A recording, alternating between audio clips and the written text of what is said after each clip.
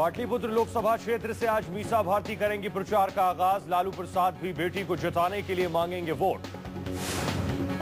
Pataliputra seat से चुनाव लड़ने पर बोली मीसा भारती का रामकृपाल यादव ने बेटी का मान नहीं रखा बल्कि उसका किया अपमान। मीसा भारती ने साधा रामकृपाल पर निशाना, कहा इमोशनल अत्याचार मैं नहीं बल्कि रामकृपाल यादव कर रहे हैं नौटंकी। रामकृपाल यादव को मीसा के मनाने के बाद लालू यादव ने किया ऐलान, पाटलिपुत्र से उनकी बेटी मीसा भारती ही चुनाव लड़ेंगी। आरजेडी से बगावत के बाद पटना आएंगे रामकृपाल यादव। पटना लोकसभा सीट का 3 बार प्रतिनिधित्व कर चुके हैं रामकृपाल। आरजेडी सुप्रीमो लालू यादव के करीबी रामकृपाल यादव ने पार्टी के सभी पदों से दिया इस्तीफा। पाटलिपुत्र से लालू की बेटी मीसा यादव को टिकट देने से नाराज थे रामकृपाल। पाटलिपुत्र से टिकट न मिलने पर से रामकृपाल थे खफा। रामकृपाल यादव ने कहा कि आरजेडी अपनी विचारधारा से भटक गई, पार्टी छोड़ने से वो गुस्सा नहीं दुखी हैं। मीसा ने रामकृपाल के मान मनौवल की कोशिश की थी, लेकिन रामकृपाल मीसा से बिना मिले ही घर से निकल गए थे।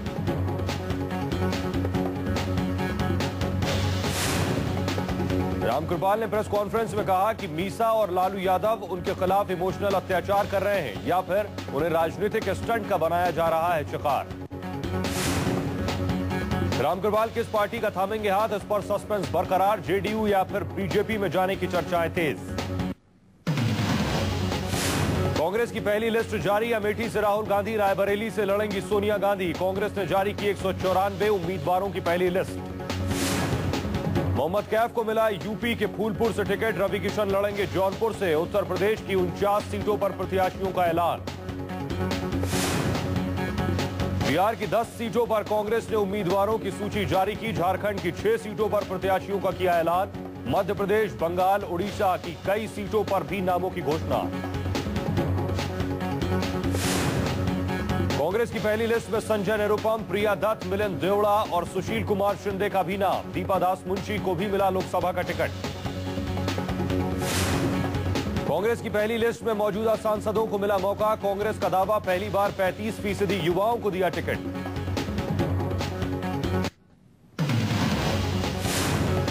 इंफोसिस के सह संस्थापक और भारतीय विशिष्ट पहचान प्राधिकार के चेयरमैन नंदन नीलकेणी आज कांग्रेस में औपचारिक रूप से होंगे शामिल।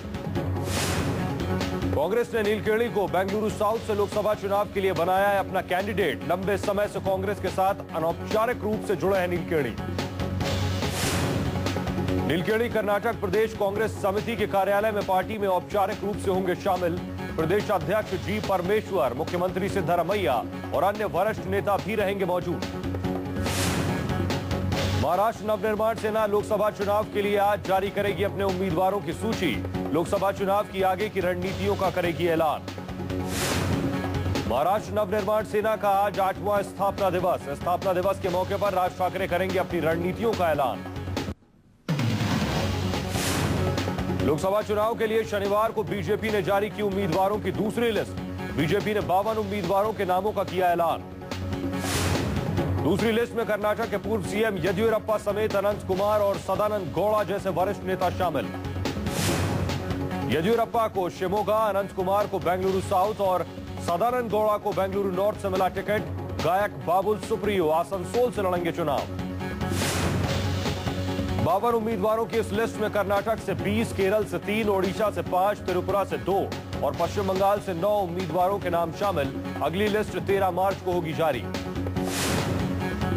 उम्मीदवारों का चयन बीजेपी चुनाव समिति की बैठक में किया गया। बैठक में आडवाणी, सुषमा स्वराज, अरुण जेटली और नरेंद्र मोदी समेत तमाम सदस्य थे मौजूद। वाराणसी पर बीजेपी में अंदरूनी झगड़ा बढ़ा। सीईसी की बैठक में राजनाथ सिंह और मुरली मनोहर जोशी में तीखी बहस। बीजेपी की सीईसी की बैठक में मुरली मनोहर जोशी ने पूछा कि पार्टी वाराणसी की सीट पर रुख साफ करे। मीडिया में आ रही खबरों पर मांगा जवाब।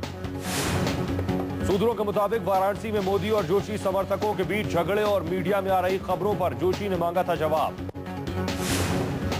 13 तारीख को फिर होगी सीईसी की बैठक। बैठक में वाराणसी की सीट को लेकर हो सकता है फैसला। जोशी ने वाराणसी में चुनाव प्रचार भी शुरू कर दिया है और वो ये सीट छोड़ने के लिए नहीं है तैयार। मिशन यूपी पर आज निकलेंगे अरविंद केजरीवाल। आम आदमी पार्टी के संयोजक केजरीवाल की मथुरा में रैली। केजरीवाल दिल्ली से मथुरा तक करेंगे रोड शो और फिर मथुरा में होगी रैली। आम आदमी पार्टी लोकसभा चुनावों के लिए कर रही है चुनाव प्रचार। गुजरात दौरे से पहले केजरीवाल ने झाड़ू चलाओ बेईमान भगाओ यात्रा के तहत यूपी में कई इलाकों का किया था दौरा। हरियाणा से आम आदमी पार्टी ने किया है राष्ट्रीय अभियान का आगाज। गुजरात के बाद केजरीवाल आज मथुरा में भरेंगे हुंकार। लोकसभा चुनाव में आम आदमी पार्टी की यूपी पर नजर। 80 सीटों वाले सूबे से आम आदमी पार्टी तय करना चाहती है दिल्ली का सफर। गुजरात दौरे के आखिरी दिन शनिवार को केजरीवाल ने दिया अहमदाबाद में भाषण। उस दौरान पुलिस ने किया लोगों पर लाठीचार्ज। केजरीवाल की सभा के बाहर भीड़ खड़ी थी कि अचानक पुलिस ने लाठियां बरसानी शुरू कर दी। अहमदाबाद पुलिस ने लोगों को दौड़ा कर पीटा, घरों से निकाल कर पीटा। आरोप है कि लोग केजरीवाल के भाषण के बीच हंगामा करने आए थे। पुलिस के मुताबिक जिस वक्त केजरीवाल भाषण दे रहे थे, मोदी समर्थकों ने मनीष सिसोदिया और केजरीवाल पर पत्थर फेंके। इसी वजह से पुलिस ने लोगों पर किया लाठीचार्ज। कहा जा रहा है कि भीड़ हंगामा कर रही थी, इसलिए पुलिस को करनी पड़ी लाठीचार्ज। लाठीचार्ज में कई लोगों को लगी चोट। केजरीवाल का गुजरात सरकार और नरेंद्र मोदी पर हमला। कहा कि गुजरात दौरे के 3 दिनों में हम पर हुए 4 बार हमले। केजरीवाल का नरेंद्र मोदी पर आरोप कि गुजरात में कुछ भी हो सकता है। आश्चर्य है कि मेरा एनकाउंटर नहीं हुआ, गुजरात में हर तरफ भ्रष्टाचार है। आम आदमी पार्टी नेता अरविंद केजरीवाल साबरमती में गांधी आश्रम पहुंचे। केजरीवाल के गुजरात दौरे का था आखिरी दिन। आश्रम में केजरीवाल ने बापू के चरखे पर हाथ आजमाने की कोशिश की। आश्रम के रजिस्टर में लिखा सभी को गांधी जी के सत्य अहिंसा के आदर्शों का पालन करना चाहिए। गुजरात के मणिनगर में रोका गया अरविंद केजरीवाल का रोड शो। केजरीवाल के काफिले में थी 10 से ज्यादा गाड़ियां। बीजेपी के पीएम कैंडिडेट नरेंद्र मोदी ने पहली बार महिलाओं से की चाय पर चर्चा। अंतर्राष्ट्रीय महिला दिवस के मौके पर लगी नमो चाय चौपाल। मोदी ने नमो चाय चौपाल के जरिए देश और विदेश के करीब 15 देशों में महिलाओं और लड़कियों से की बातचीत। बीजेपी हेडक्वार्टर से वीडियो कॉन्फ्रेंसिंग के जरिए देश विदेश से जुड़े मोदी। चाय पर चर्चा के दौरान मोदी से हुआ सवाल जवाब। दिल्ली में 81 प्रमुख जगहों पर नमो चाय चौपाल का हुआ आयोजन। मोदी की चाय चौपाल में पार्टी के प्रमुख नेता रहे मौजूद। दिल्ली में सभी 70 विधानसभा क्षेत्रों में लगी चौपाल।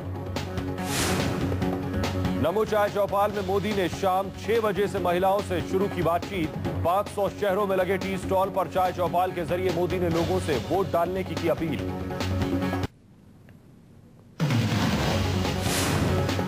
आम आदमी पार्टी नेता योगेंद्र यादव पर पोती गई स्याही। दिल्ली के जंतर मंतर पर एक शख्स ने योगेंद्र को लगाई स्याही। महिला दिवस के मौके पर पार्टी के कार्यक्रम में हिस्सा लेने गए थे योगेंद्र। किसी ने पीछे से योगेंद्र यादव के चेहरे पर लगाई स्याही। पार्टी के कार्यकर्ताओं ने स्याही फेंकने वाले को मौके से धर दबोचा। कार्यकर्ताओं ने की स्याही पोतने वाले की पिटाई।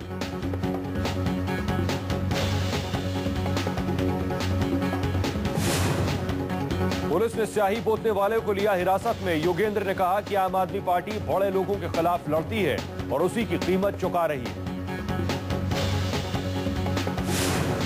पुलिस के मुताबिक स्याही पोतने वाले का नाम सागर भंडारी है। योगेंद्र यादव ने नहीं की पुलिस में शिकायत। पुलिस ने की सागर भंडारी से पूछताछ। महाराष्ट्र में बीजेपी और एमएनएस के बीच हुई डील। सूत्रों के मुताबिक बीजेपी के खिलाफ नहीं उतारेंगे राज ठाकरे अपने उम्मीदवार, लेकिन शिवसेना को देंगे कड़ी टक्कर। बीजेपी नेता विनोद तावड़े और आशीष शेलार ने की राज ठाकरे से मुलाकात। कुछ दिनों पहले नितिन गडकरी भी राज ठाकरे से मिले थे।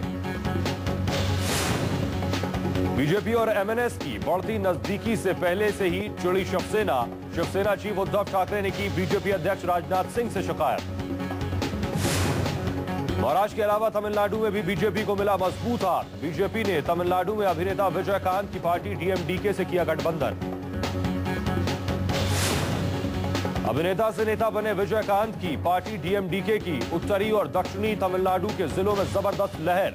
पिछले विधानसभा चुनावों में डीएमडीके ने करुणानिधि की पार्टी डीएमके को दी थी करारी शिकस्त। मतदाता सूची में नाम दर्ज कराने का आज आखिरी मौका। 18 साल के युवकों का नाम मतदाता सूची में हो सकेगा दर्ज। मतदाता पहचान पत्र बनवाने या वोट डालने में आ रही किसी प्रकार की दिक्कतों को दूर करने के लिए मतदाता के पास आज आखिरी मौका।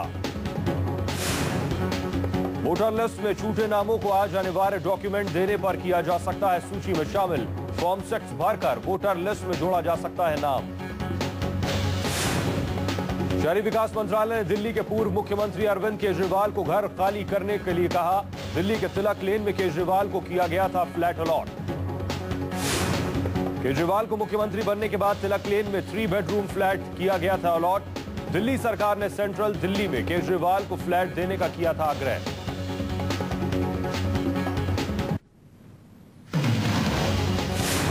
विशाखापट्टनम में एक निर्माणाधीन परमाणु पनडुब्बी स्थल में हुई दुर्घटना, 1 की मौत 2 लोग जख्मी। डीआरडीओ प्रमुख का बयान, पोत निर्माण केंद्र में अरिहंत कैटेगरी की पनडुब्बी के हाइड्रोलिक टैंक के दबाव की जांच करते वक्त हुआ हादसा। डीआरडीओ प्रमुख के मुताबिक टैंक का ढक्कन पर काम करने वाले पर गिरा ढक्कन, जिस वजह से उसकी मौत हो गई। घायलों को कराया गया अस्पताल में भर्ती। हादसे की जांच के दिए गए आदेश। डीआरडीओ प्रमुख के मुताबिक हादसे से अरिहंत कैटेगरी की पनडुब्बी के विकास कार्यक्रमों पर कोई असर नहीं पड़ेगा। 2 दिनों पहले ही मुंबई के मडगांव डॉक में हुआ था हादसा। एक निर्माणाधीन पोत में घातक गैस के रिसाव से नौसेना के कमांडर की हुई थी मौत।